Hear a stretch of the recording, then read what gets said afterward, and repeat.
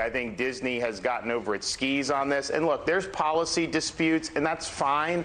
But when you're trying to impose a woke ideology on our state, we view that as a significant threat. This wokeness will destroy this country if we let it run unabated.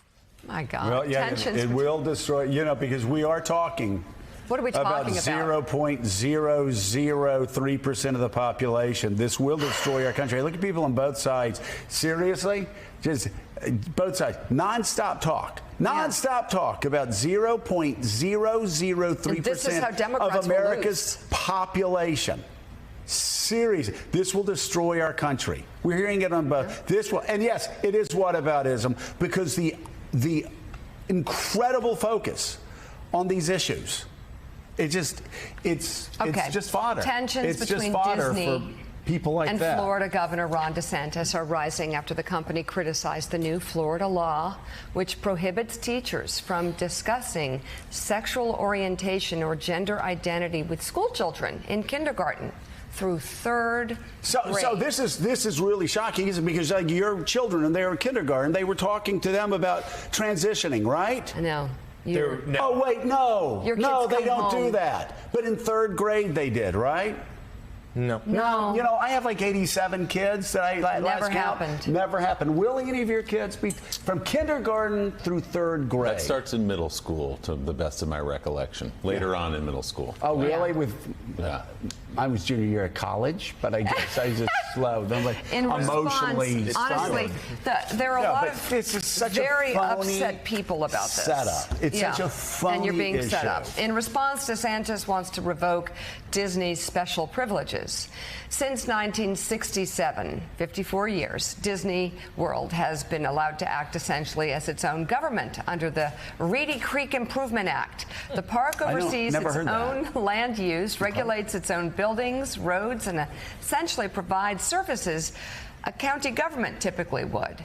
If DeSantis successfully revokes this statute, Disney World would come under regulation of 2 Florida counties. So their cotton candy waterfalls, Willie, would come under Florida Joining us now, environmental regulation. Wait, I was asking Willie a question.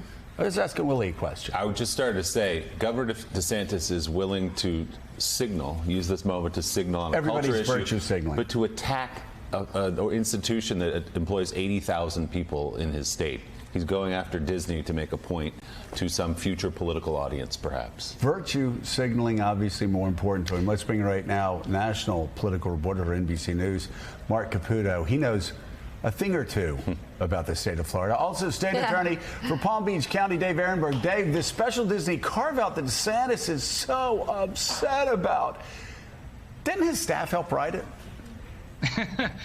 Yeah, good morning, Joe. This is just another example of MAGA performance art. His staff did write an exemption in his anti-social media law for Disney. So that was a major carve-out for the mouse. And now the governor is saying, oh, we can't have special carve-outs for the mouse. Well, DeSantis is sort of trolling the 2021 version of himself, because this just happened last year.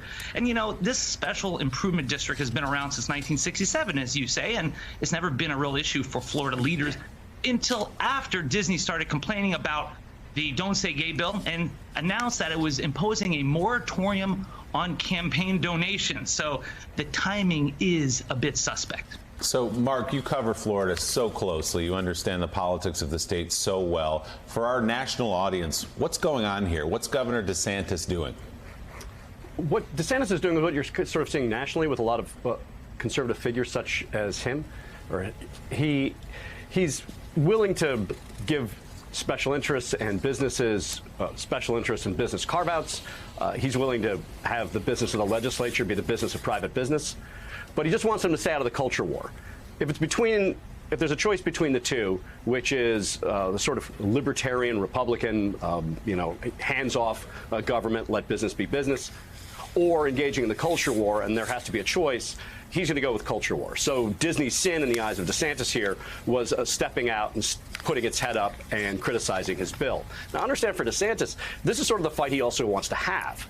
This gives him an opportunity to have a foil, a big contributor. He gets to now say, oh, we're not going to be doing the bidding of special interests. And yeah, sure, I took their money, but I'm not going to, do everything they said. I'm not going to jump when they said jump, and I'm not going to ask how high. Hey, Mark, Jonathan Lemire. So if it is DeSantis versus Disney, don't we like Disney's chances in this? They're a huge employer in the state who have all the money, wield an extraordinary amount of influence. What recourse could they have? Well, I guess they could technically underwrite the lawsuit to defeat the legislation we were talking about earlier. However, that's being represented pro bono on behalf of a number of LGBT groups. But they can do what they did, which is withhold their contributions. I have a suspicion they're going to be back because Disney, as Dave knows, he used to be in the state Senate, is a big power player.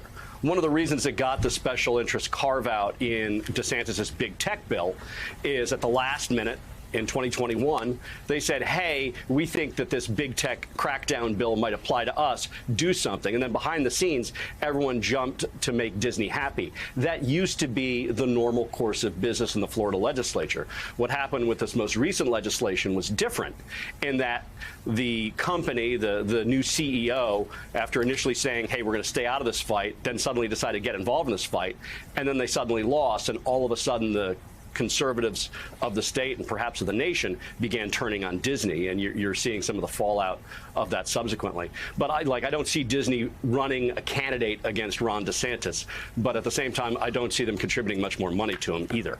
So, Dave, I've been talking about how this is such a phony issue. I've lived in Florida for a very long time, as you know. I've had kids going to school in Florida. I've had 4 kids in Florida. And I can say with confidence, none of my kindergartners, first graders, second graders, or third graders were ever taught about trans issues, were ever taught about their sexuality, about fluidity, about whatever this bill is supposed to stop. Was there really a public outcry, parents demanding that kindergartners not be taught about these issues? Because again, they never were before, is from my children or anybody that I knew. Yeah, Joe, this bill is only about firing up the GOP base. This is politics above public policy. It's a solution in search of a problem because sex education is already banned in Florida up to the 5th grade, just like it is in most other states. But there are some repercussions from this bill. There are some reports out there that some cash-strapped schools are already ditching some of their LGBTQ books in their libraries, and reportedly some places are peeling off their rainbow safe space stickers from windows. And so that's a concern because the bill, though people focus on its application to K through 3, there's actually another part of the bill that says that any parent can sue a school district if they believe that the instruction, the discussion is not age appropriate or developmentally appropriate for students. So what does that mean? It's very vague, and it opens schools up to so many lawsuits that's the problem. It chills speech, and it can have lasting repercussions. And then the benefit, of course, is for DeSantis, so he can run for president in 2024. He's in this MAGA arms race against Greg Abbott. He's clearly looking beyond his reelection this year to a presidential campaign, and he doesn't care who gets in his way, even his former mentor, Donald Trump. All right, NBC's Mark Caputo and State Attorney for Palm Beach County, Dave Aronberg. Good to see you. Thank you both for being on today. Hey, thanks so much for watching our YouTube channel. You can follow up on today's top stories and breaking news, or catch up on your favorite MSNBC shows all in one place. Download the NBC News app today.